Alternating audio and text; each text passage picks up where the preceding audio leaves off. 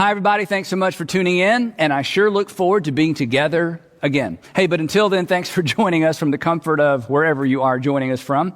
And for those of you who've allowed us to be your church while your local church is gearing up to reopen, we have certainly enjoyed having you, and we will be here as long as you need us. Today we begin a brand new 4-part series entitled Leading Through, and the subtitle is 3 Essentials for Navigating Uncertainty. 3 Essentials for Navigating Uncertainty. Now, here's the thing. Here's what we all have in common. In light of everything that's happened the past several months, there's a sense in which we are all picking up the pieces, moving forward the best that we can. But many of us, and I bet this includes you, many of us are responsible for helping other people move forward as well. Family members, maybe employees, team members, students, members of the community. So if you're a parent, a manager, a business owner, an executive, a teacher, a coach, a mayor, maybe part of a city council, people are looking to you and they're looking to me for direction. They're looking to us for inspiration, and mainly they're looking to us for hope. And you know this because you're a leader. Leading under normal circumstances and leading in normal conditions is tough enough, right? But leading people through and out of what we've just come through, not for the faint of heart. And I won't tell if you won't, but the people who are looking to us for leadership, they have no idea how unprepared we are and how unprepared we feel, right? Because, come on, we don't have all the answers. We don't have all the answers. We don't always know what to do. And isn't it true? We're just kind of making this up as we go along. At least I know I am. So anyway, having the discipline and I think having the humility to admit that you don't have all the answers, it actually makes you a better parent, a better boss, a better teacher, a better government official, better coach. It makes you a better leader. I mean, come on. There's no point in kidding ourselves. And there's no point in kidding the people who are looking to us for direction. Uncertainty is a permanent part of life, and it's a permanent part of the leadership equation. In fact, uncertainty is why the world needs leaders. It's why your family, your company, it's why your city needs you. So here's what we're going to do.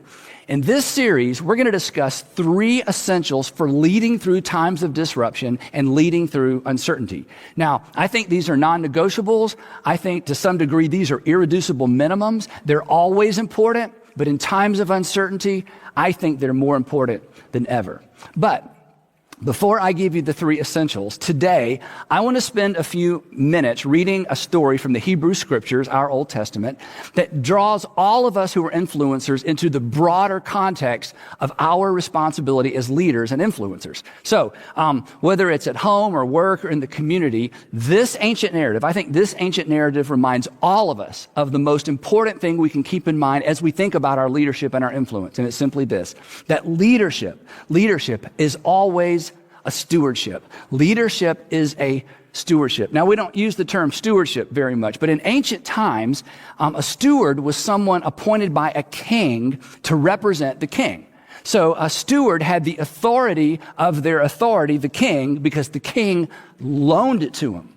It was given to them, and it could be taken away. And as we're going to discover, this is true of our influence and our leadership as well. And the more successful we are, the more successful you are, the easier it is to lose sight of this very, very, very important component of leadership. To put it bluntly, to leverage kind of modern business vernacular, we don't have people.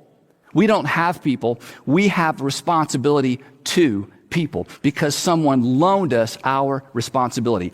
All leadership is a stewardship. And here's the second part. Not only is it a stewardship, it's temporary. It's temporary. The clock is ticking. Time will eventually run out on your influence. Time will eventually run out on your authority. Eventually, it'll either be taken away from us or we will simply give it away because it's temporary. And the reason it's temporary is we're temporary. And knowing there's an expiration date on our influence should inform our posture and our tone and our humility as leaders. We should lead with the end in mind because there's an end. Eventually our time runs out. And when it ends, your legacy will be established. And here's some bad news.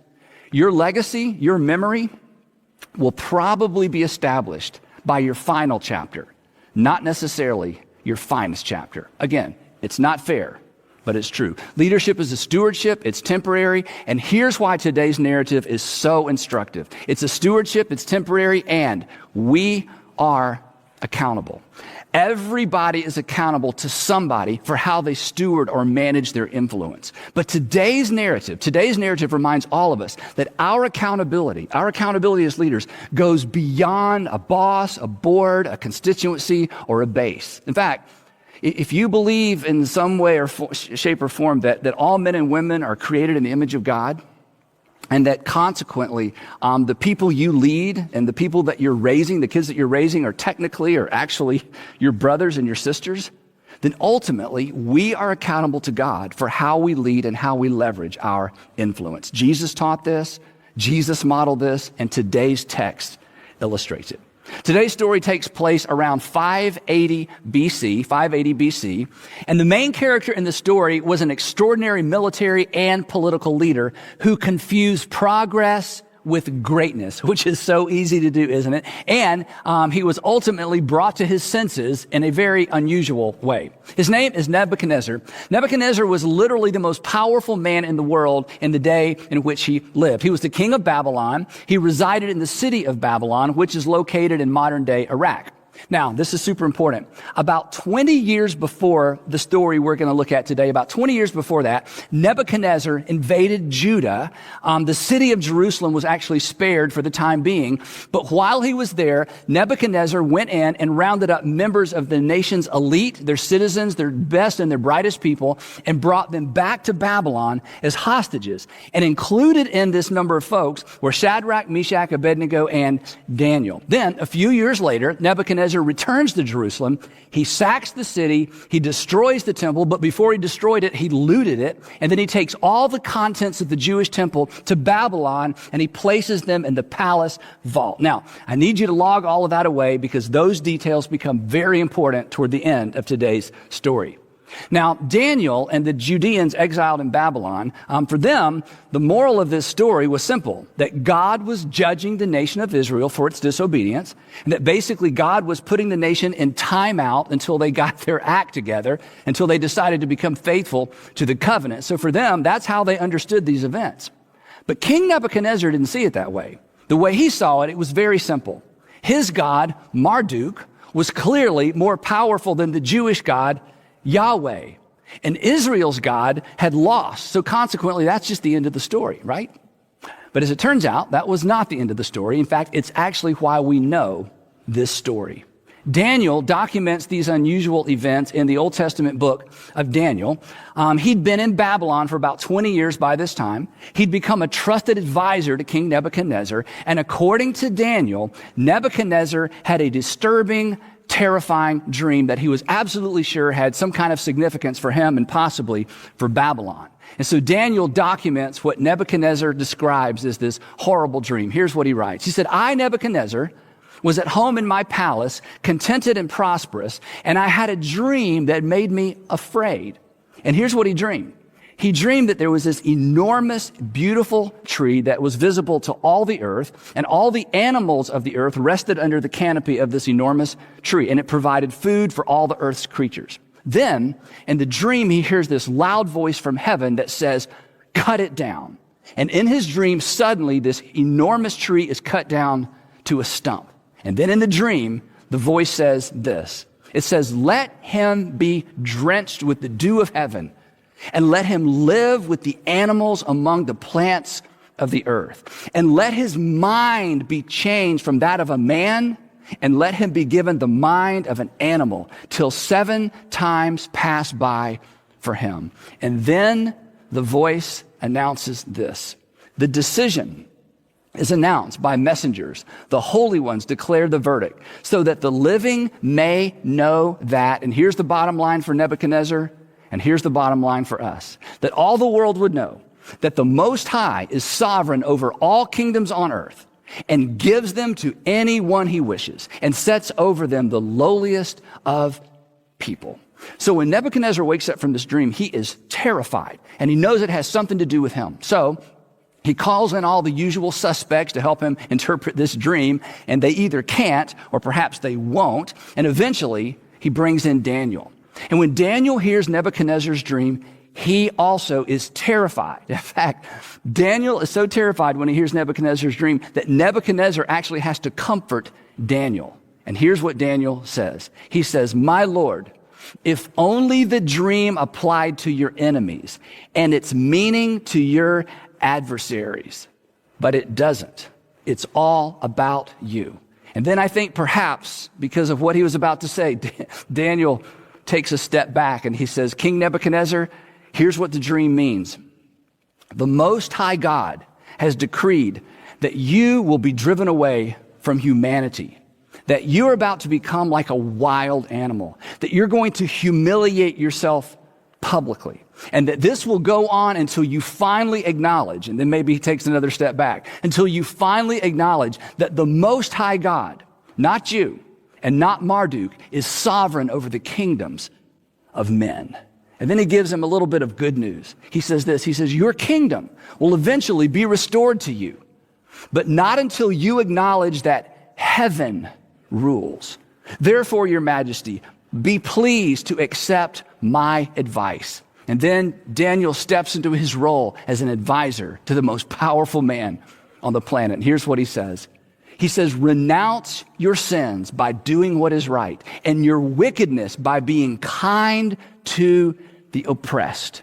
It may be that then your prosperity will continue. Well, Nebuchadnezzar was terrified by the dream, but apparently he wasn't all that terrified because nothing changed for 12 months. And then everything changed.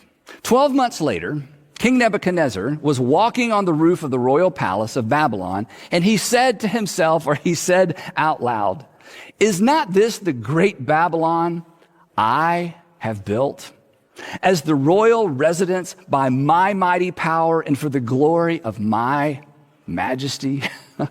And we can hear the music change, can't we? And we can pretty much guess what happens next, can't we? The words were still on his lips when a voice came from heaven, and the voice said this is what is decreed for you, King Nebuchadnezzar. Now, King Nebuchadnezzar is the one who's accustomed to making the decrees. Now someone is making a decree about him. King Nebuchadnezzar, your royal authority has been taken from you. It's been taken because it can be taken, and it can be taken because it was given. It was on loan. It was a stewardship, Nebuchadnezzar. And Nebuchadnezzar, you didn't know it, but you are accountable, and you're being called to account. You made it all about you, and now you're through.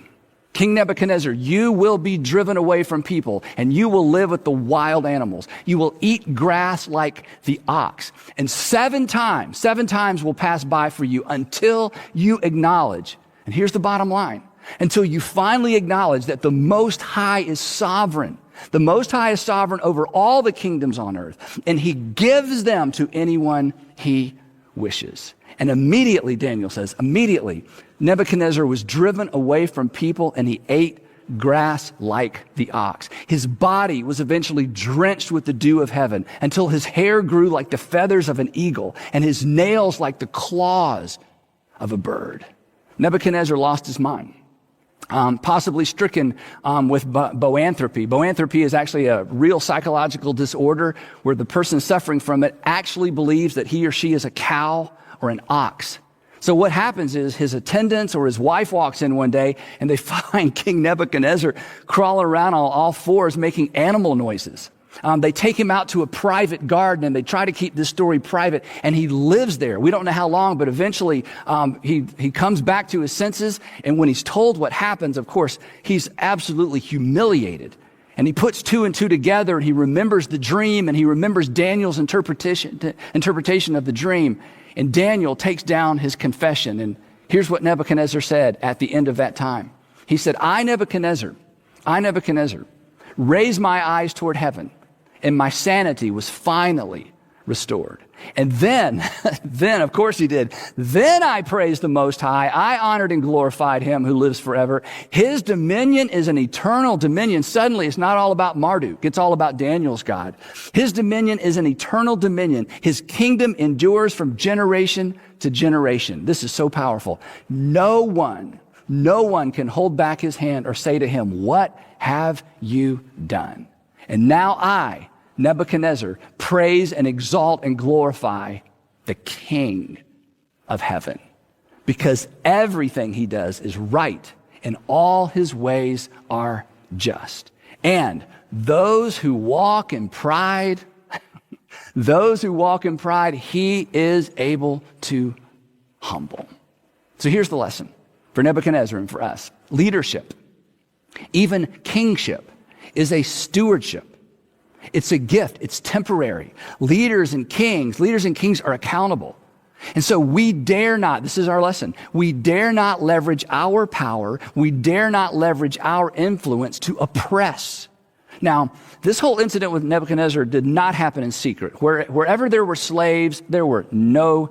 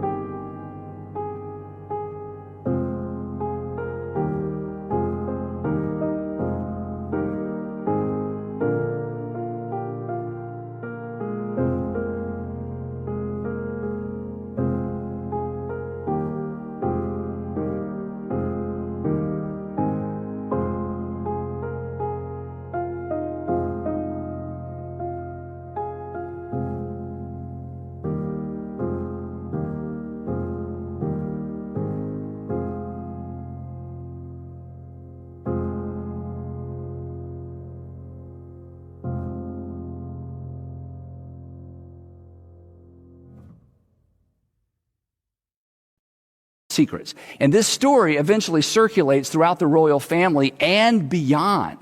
Then, follow along, 40 years go by. 40 years later, by this time Nebuchadnezzar dies. There were 2 or 3 other kings that lasted for a very short time, but 40 years later, the new king of Babylon is Nabonidus. He's the brand new king of Babylon.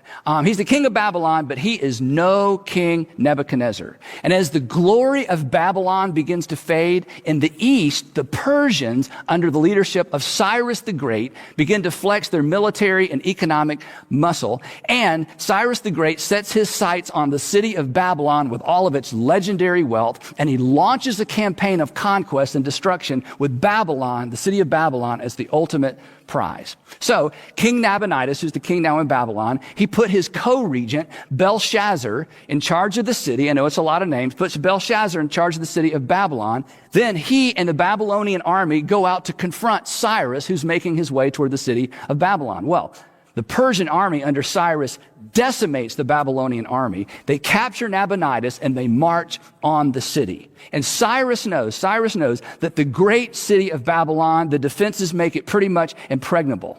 But he's going to march on the city anyway. Meanwhile, inside the city of Babylon, Belshazzar, who now considers himself the king, prepares the city for a protracted siege. He reinforces the gates as the Persian army surrounds the city. And he's so confident the Persians will never breach the walls of Babylon. I mean, from his perspective, the Persian army is going to, thirst to death, starve to death, or if they stay too long, they're going to freeze to death. But there was no way they would take the city of Babylon. So, with the city's defenses set, Belshazzar decides to throw a party, a huge party. Now, in light of what happens next, it's important to note that Belshazzar was actually the late King Nebuchadnezzar's grandson. In the text, it refers to him as Nebuchadnezzar's son, but that's just the way they talk. He was actually King Nebuchadnezzar's grandson. So, here's what happened next.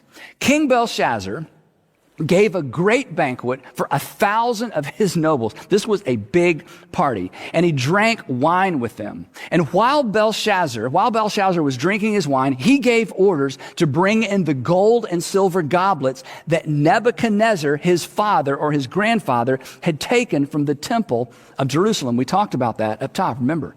So they brought in the gold goblets that had been taken from the temple of God in Jerusalem. And the king and his nobles, his wives and his concubines drank from them. They essentially made a mockery of these sacred things that had been taken from God's temple in Jerusalem. But it gets worse. As they drank the wine, they praised the gods of gold, the gods of silver, of bronze, iron, the gods of wood, and the gods of stone. And Yahweh had finally had enough. The text says that suddenly, the fingers of a human hand appeared and wrote on the plaster of the wall near the lampstand in the royal palace. And the party stopped, right? The king watched the hand as it wrote, but he can't read what's being written. In fact, nobody can read it. The text says that his face turned pale and he was so frightened that his legs became weak and his knees were knocking. And then Belshazzar announces to everybody at the party, anyone who can read this, anyone who can read and interpret this writing, I will make them the third highest ruler in the kingdom. But nobody steps up. Now, his queen, who apparently either wasn't invited to the party or who left early, hears all of this commotion, or maybe she hears a lack of commotion. She steps into the banquet hall. She glances up at the wall and sees this strange writing on the wall. And she comes over to the king and she says, pumpkin, or however she referred to Belshazzar, pumpkin, she says, don't be alarmed. Don't look so pale. There's actually a man in your kingdom who has the spirit of the holy gods in him. King Nebuchadnezzar actually appointed him to be the chief of the magicians, enchanters, astrologers, and diviners a long time ago. And this man has in him the ability to interpret dreams, explain riddles, and to solve difficult problems. Call for Daniel, and he will tell you what the writing means. Now, Daniel must have been in his 70s by this time. Apparently, he'd been forgotten by everybody except perhaps the queen. So they find Daniel, they usher him in. Belshazzar repeats his promises of wealth and glory and power. Daniel shakes his head. He glances up at the strange script that's, written on the plaster, and he says, you may keep your gifts. You may keep your gifts for yourself, Belshazzar, and give your rewards to someone else. Nevertheless, I will read the writing for the king, and I will tell him what it means. And I'm sure you could have heard a pin drop in the throne room as Daniel begins. And he says this, Your Majesty, he recounts a little history, puts this in context. Your Majesty, the Most High God, and here's our word, gave your father or your grandfather Nebuchadnezzar sovereignty and greatness and glory and splendor. It was a gift. Because, he says, because of the high position he gave him, all the nations and all the peoples of every language dreaded and feared your grandfather Nebuchadnezzar.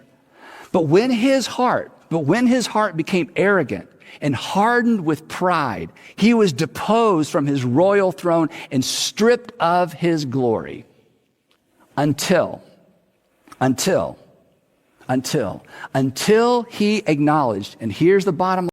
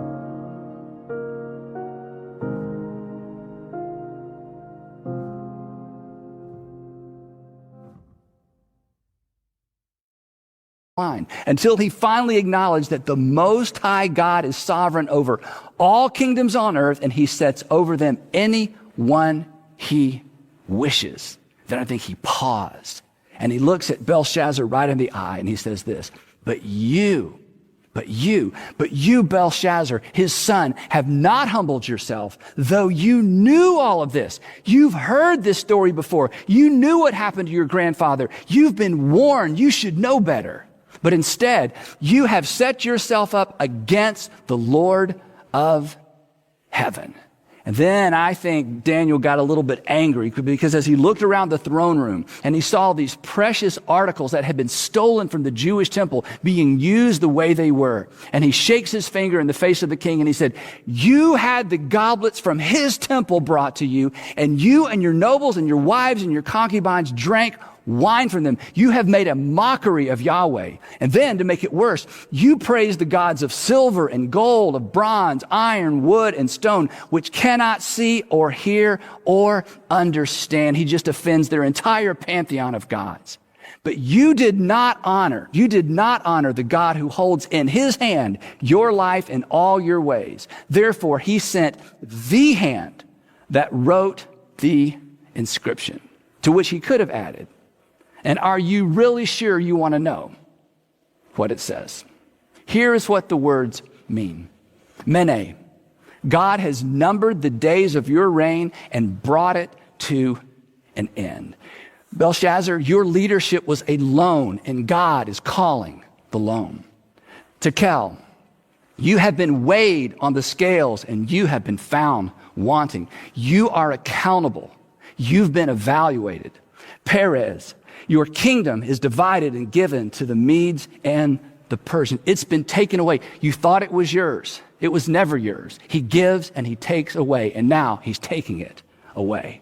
Now, while all of this is going on, while they're having the party, while, Daniel's interpreting, what's been written on the plaster, unbeknownst to anyone in the room, Persian engineers were actually diverting a portion of the Euphrates River into a swamp outside the city. Now, the Euphrates River actually ran under the wall of Babylon and through the city. That's why they had an endless water supply, and that's why they were not afraid of a protracted siege. But here's the thing. By diverting the water supply, the Persian engineers caused the level of the Euphrates River to drop. And when it was low enough, a Persian SEAL team swam under the wall, killed the Babylonian guards guarding the gates, and then dragged those enormous steel-girded doors open, and the Persians took the city. In fact, Daniel tells us that very night, Belshazzar, king of the Babylonians, was slain. The Most High is sovereign over all kingdoms on earth, and he gives them to anyone he wishes. Now, I'll be honest, I'm not sure how all of that works, but if it's true, and I think it is, there's something there for all of us who have any measure of influence. Your talent, your education, your family connections, your hard work, your discipline, or maybe just your plain luck, put you in a place of influence. But what you do with that influence determines whether or not you are a leader worth following, a leader worth emulating. And this is what's so catalytic about this idea. Unlike Nebuchadnezzar in his early years, and unlike Belshazzar, when we view our influence, however great or small, when we view it as a temporary stewardship for which we are accountable, we will be far less likely to spend it all, focus it all, or leverage it all on ourselves. And we will be far more inclined to leverage our leadership and our influence for the sake of those we have the privilege to lead. We won't need to be reminded that greatness is more than progress. When we embrace this definition of leadership that incorporates the idea that it's a stewardship, that it's temporary, and that we're accountable, we won't have to be reminded that people matter most, that what's best for people is always what's best. We won't need to be reminded that people matter to God because we will live with the understanding that it's God who loaned us our temporary opportunity to begin with. So, whether you're leading a family, a business, a nonprofit, a division, a department, a team, a city, a state, or a nation, Remember this. Leadership at every level, leadership is always a stewardship. It is always temporary. And you are accountable. And here's why. Because the Most High is sovereign over the kingdoms of men, and he gives them temporarily to anyone he wishes. Now, all of that is simply the setup or the context for where we're going over the next 3 weeks. And next time, we're going to tackle the first of these 3 essentials for leading through times of disruption and uncertainty. So please, please, please don't miss part 2 of leading through.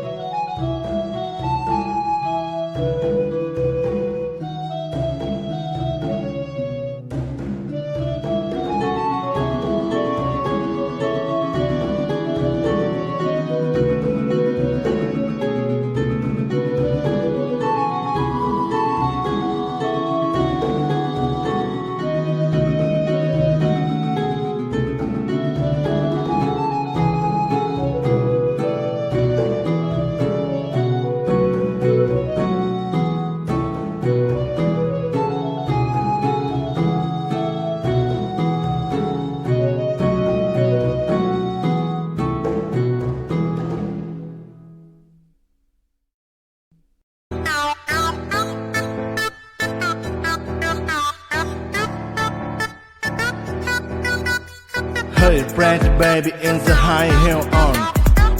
You give me favor, I life never ever know. You are sure the product of love life. I like the fruit of your walk, your talk, your dress. I feel so favor from my crowd. You freak you. I'll be my car, and we in the town. Just kiss me, baby, and tell me try that you the one for me. The way you make me feel, the way you make me feel, you really turn me wrong. You really turn me on. You knock me off my feet. My lonely days are gone. Yeah.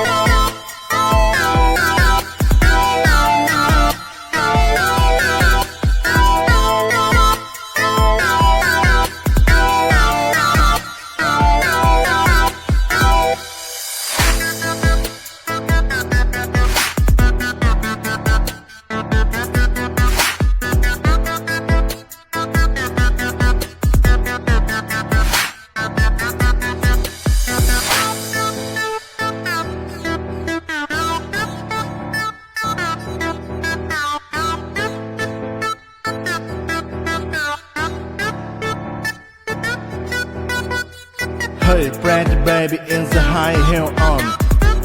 You give me favor, I life never ever know.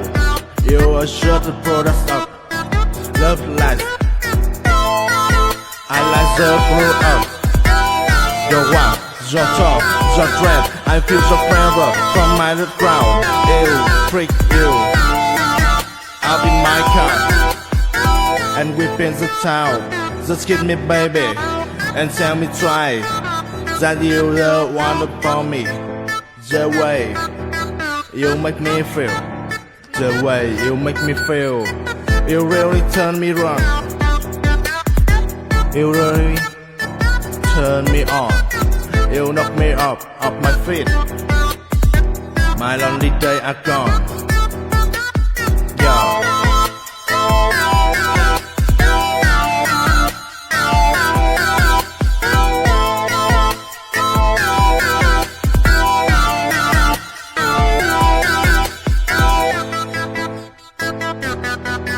Thank you.